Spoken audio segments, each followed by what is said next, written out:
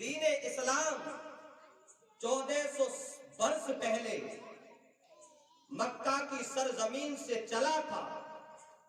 آج اس دین کا کلمہ پڑھنے والے پوری دنیا کے اندر لوگ پائے جاتے ہیں اور لوگوں میں کوئی کمی نہیں آ رہی ہے، بلکہ اس دین میں روز بڑھوتری ہوتی چلی جا رہی ہے، لوگ بڑھتے چلے جا رہے ہیں.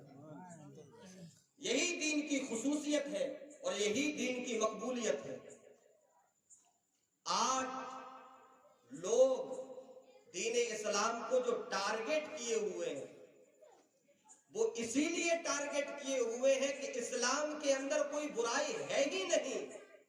وہ سوچتے ہیں کہ اپنی جانب سے برائی بنا کر کے ہم لوگوں کے سامنے پیش کریں گے تو لوگ دین اسلام سے نفرت کرنے لگ جائیں گے. لیکن اللہ رب العزت اتنا کبھی اور اتنا طاقتور ہے کہ جب جب کوئی اسلام کے خلاف نفرت کی آگ جھڑوڑتا ہے میرا رب تبارک و تعالیٰ جود و سخا کی بارش کر کر کے اس نفرت کی آگ کو پست کر دیتا ہے. پھر میرے امام نے فرمایا کہ تو گھٹائے کہ کسی سے گھٹا ہے نہ گھٹے، جب بڑھائے تجھے اللہ تعالیٰ تیرا. یہ دین اسلام کی بنیاد ہے. اور ایک چیز اور ایک دلیل اور میں تمہیں دے دوں کہ اسلام کس طریقے سے سچا اور بہتر مذہب ہے. اس کی ایک دلیل یہ ہے کہ 1400 سال پہلے جو میرے آقا صلی اللہ علیہ وسلم پر جو کتاب قرآن کی شکل میں نازل ہوئی وہ 1400 برس بیسی تھی اور 1400 برس تک آج تک بیسی کی بیسی ہے اور صبح قیامت تک بیسی رہے گی. نہ تب کوئی ایک زیر و زبر کا فرق پڑا تھا، نہ آج کوئی زبر و زیر کا اس میں فرق ہے اور نہ ہی صبح قیامت تک اس میں زبر و زیر کا فرق ہے. ایک اسلام کے سچے ہونے کی ایک یہ بھی دلیل ہے.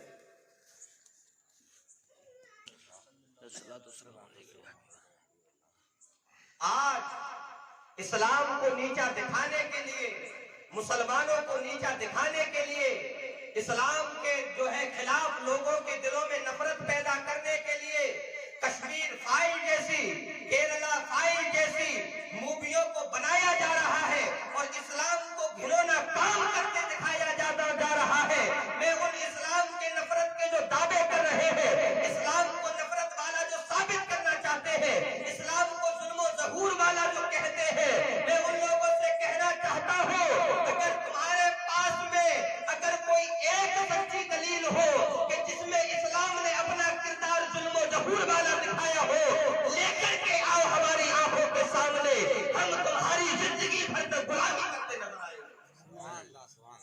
نہ اسلام نے کل ظلم و ستم کا جو ہے معاملات لیے تھے، نہ پیغام دیا تھا، نہ آج اسلام نے جو ہے ظلم و ستم کا پیغام دیا ہے اور نہ ہی کل اسلام نے ظلم و ستم کا پیغام دیا ہے. تم کہتے ہو کہ اسلام تلوار کی زور پر پھیلا، اسلام نفرت کی بنا پر پھیلا، اسلام طاقت کی بنا پر پھیلا. میں بتاتا ہوں اسلام کس بنا پر پھیلا ہے، اسلام کو پھیلانے میں کس کا سب سے بڑا ہاتھ ہے. اسلام ایسے نہیں پھیلا ہے جو تم تاریخ بتاتے ہو. ہم بتاتے ہیں کہ مصطفیٰ کے کردار سے اسلام پھیلا ہے، مصطفیٰ کے اخلاق سے اسلام پھیلا ہے، مصطفیٰ کی شریعت سے اسلام پھیلا ہے، مصطفیٰ کی زندگی سے اسلام پھیلا ہے. میرے مصطفیٰ کریم نے ظلم و ستم سہ کر کے ہر لمحہ ہر آن میں اسلام کی دعوت دی ہے اور دکھیارے لوگوں کو سینوں سے لگایا ہے. جو لوگ ظلم و ستم کا شکار ہو رہے تھے انہیں ظلم و ستم کی آگ سے نکال کر کے میرے مصطفیٰ نے اپنے گلے لگا کر کے آزاد کر دیا ہے اور ان کو غلاموں کو میرے مصطفیٰ نے اتنا بڑا رتبہ دیا، اتنا بڑا رتبہ دیا کہ وہ کل بھی اعلیٰ تھے، آج بھی اعلیٰ ہے اور صبح قیامت تک اعلیٰ رہیں گے. سبحان اللہ، سبحان اللہ، اللہ اکبر یا رسول اللہ. غور و فکر کرنے کی بات ہے ہمیں کہ دین ہمارا ہے، ہم اسلام کے ماننے والے ہیں. ہمیں اتنی معلومات ہونی چاہیے کہ اگر کوئی ہمارے دین یا مذہب کو برا کہتا ہے تو ہم اس کی بات کا جواب دے سکیں. لیکن ہم نے افسوس تعلیم سیکھی ہی نہیں، اسلام کو پڑھا ہی نہیں. اسلام کے بارے میں سیکھا ہی نہیں کہ اسلام ہمیں کیا تعلیم دیتا ہے۔ میں تمہیں بتاتا ہوں کہ اسلام کیسے ہے۔ سردیوں کی لمبی لمبی طویل طویل راتیں ہوا کرتی، مکہ کا وہ صحرا، ایک غلام، ایک ظالم بادشاہ کے یہاں پر قید، اور وہ بادشاہ ایک یہودی، اور اس غلام سے اتنی سختی کے ساتھ میں پیش آتا، اتنی سختی کے ساتھ میں پیش آتا کہ نہ تو کھانا ٹائم سے ہے، نہ تو پینا ٹائم سے ہے، اور نہ ہی کوئی معاملات وہ اپنی جانب سے کر سکتا ہے۔ غلام کا کہنا تھا، غلام کا کہنا ہے کہ میں اپنی مرضی سے کہیں باہر گھر کے قدم بھی نہیں رکھ سکتا۔ وہ کوئی غلام کوئی اور نہیں ہے، حضرت بلال حبشی رضی اللہ عنہ۔ بلال کی زندگیوں پر قربان جاؤ۔ بلال فرماتے ہیں کہ ایک رات میری طبیعت بہت زیادہ علیل تھی، مجھے سخت بخار تھا، مجھے سخت بخار تھا، میں لیٹا ہوا تھا، میرا ظالم بادشاہ میرے قریب آیا، میرا مالک میرے قریب آیا اور مجھے جھجوڑا اس نے، اور میرے پاس میں وہ کچھ جو ہے دانے رکھ کر کے گیا اور کہا کہ تجھے اسے پیسنا ہے رات میں۔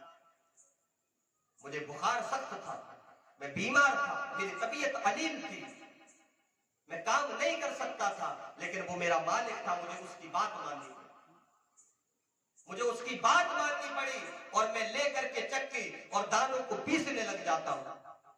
اچانک میری طبیعت میں اور خرابی پیدا ہوئی، میں نے کمبل کو لیا، چادر لی اور جو ہے سو گیا۔ تھوڑی دیر کے بعد میرا ظالم مالک آیا، اس نے میری چادر کو کھینچا اور کھینچنے کے بعد میں کہا گستاخ، میں نے تجھ سے کہا تھا اس چکی سے آٹے کو پیسنا، ان دانوں کو پیسنا، لیکن تو وجہ سے سو رہا ہے۔ اب تیری سزا میں بتاتا ہوں کہ تیری سزا ہے کیا۔ تیری سزا یہ ہے کہ اس جو ہے گھر کے آنگن میں جس کے اوپر نہ تو کوئی چھت ہے نہ ہی کوئی سایہ ہے، سردیوں کی طویل طویل راتیں ہیں، اس جو ہے آنگن میں بیٹھ کر کے تیرے بدن سے کپڑوں کو اتار جو ہے لیا جائے گا اور وہاں پر بیٹھ کر کے پوری رات چکی چلائے گا۔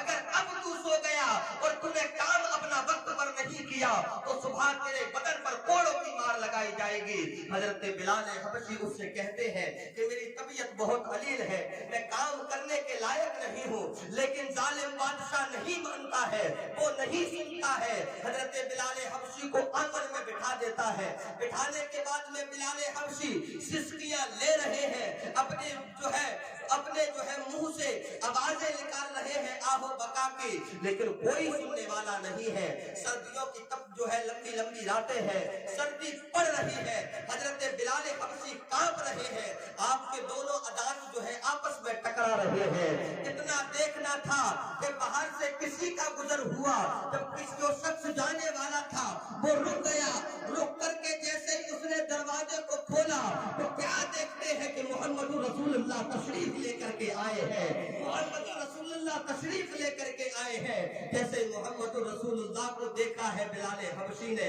فرمایا کیا کرنے کے لیے آئے ہو، کیا کام ہے تمہارا؟ حضرت بلال حبشی سے میرے کریم آقا صلی اللہ علیہ وسلم ارشاد فرماتے ہیں اے شخص، میں نے تیرے آہ بکا کی آواز باہر سنی ہے، تیری آواز باہر تک جاتی ہے، بتا تجھے پریشانی کیا ہے؟ تو بلال حبشی غصے میں تھے کہ جو ہے لہجے میں تھوڑی سختی پیدا ہو گئی، کہا میاں چلے جاؤ اپنا کام کرو، پوچھنے والے تو سب آتے ہیں، مدد کرنے والا کوئی نہیں آتا ہے، پوچھ کر کو تو سب چلے جاتے ہیں، مدد کوئی نہیں کرتا ہے۔ میرے کریم آقا صلی اللہ علیہ وسلم نے سارا ماجرا اپنی نگاہوں سے دیکھ لیا ہے۔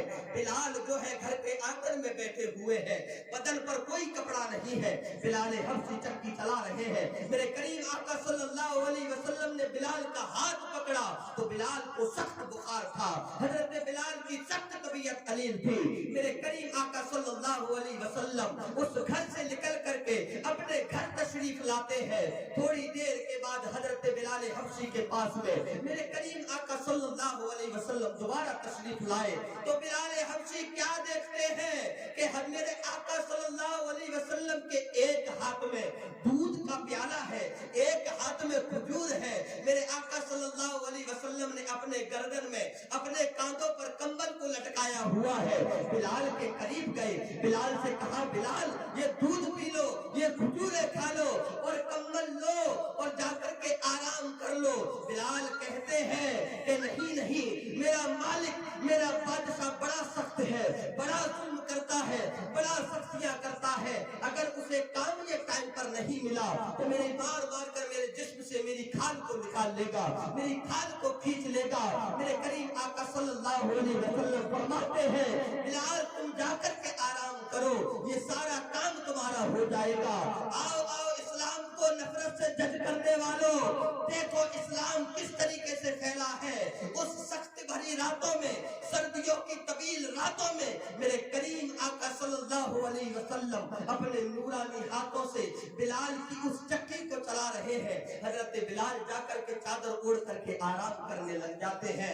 یہ مشغلہ ایک دن نہیں چلا, 2 دن نہیں چلا, بلکہ پورے 3 دن میرے کریم آقا صلی اللہ علیہ وسلم آتے رہے اور اسی طریقے سے کام کرتے رہے, اسی طریقے سے چکی چلاتے رہے, اسی طریقے سے دانوں کو پیستے رہے. حضرت بلال حبشی فرماتے ہیں کہ میں ایک رات سویا نہیں, جو تیسری رات تھی میں سویا نہیں, میں کمبل اوڑھ کر کے مصطفیٰ کریم صلی اللہ علیہ وسلم کے رخ زیبا کی طرف دیکھتا رہا, چہرے بدعا کی طرف دیکھتا رہا. میرے کریم آقا صلی اللہ علیہ وسلم مسکرا رہے ہیں. میرے کریم آقا صلی اللہ علیہ وسلم کے جو ہے ہونٹوں پر تبسم ہے. میرے کریم آقا صلی اللہ علیہ وسلم کے چہرے پر نہ تو کوئی تھکاوٹ ہے, نہ کوئی شکوہ ہے, نہ کوئی گلہ ہے.